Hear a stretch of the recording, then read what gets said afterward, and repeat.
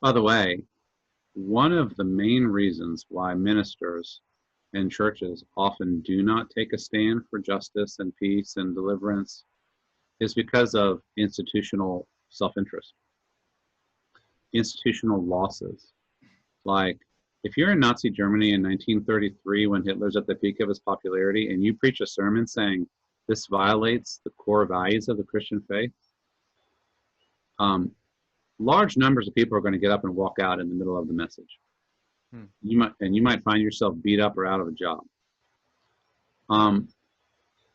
So at a much smaller scale, I think that the churches during this pandemic have been forced to do improv. There's a lot of improv in ethics, right? And there's a book about this, improvisational ethics, Sam Wells.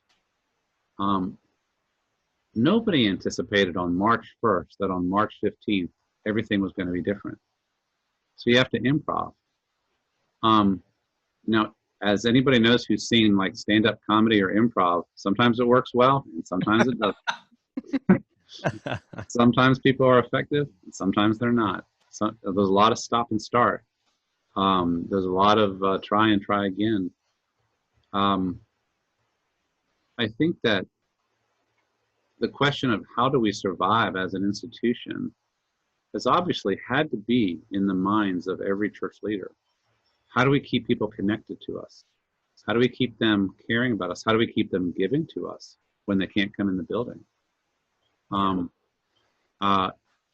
If a pastor can't come visit you in the hospital, I don't know if you've had that in St. Louis, but we've had that here. Yeah. Yeah.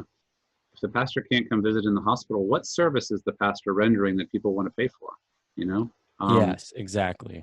If you can't have a worship service and the worship service is the highlight of your week, or if you have it, it's online and you're not sure about that newfangled technology or whatever, But meanwhile, while church leaders are wrestling with how do we keep people loyal, how do we keep people connected, how do we keep people paying the bills, there's also, now we're discovering justice issues like how COVID-19 especially hits African Americans, or the way in which unemployment during this period is affecting working class people much more profoundly than professional class people. Yeah. What do we do in response to these realities that we are discovering during this pandemic? Do we just keep our head down and try to keep the show going, or do we quickly pivot to try to do the kind of ministry that would reflect kingdom values, which may not really be about the church's building or interests at all. It's about serving the poor or standing up for those disproportionately affected. Yeah.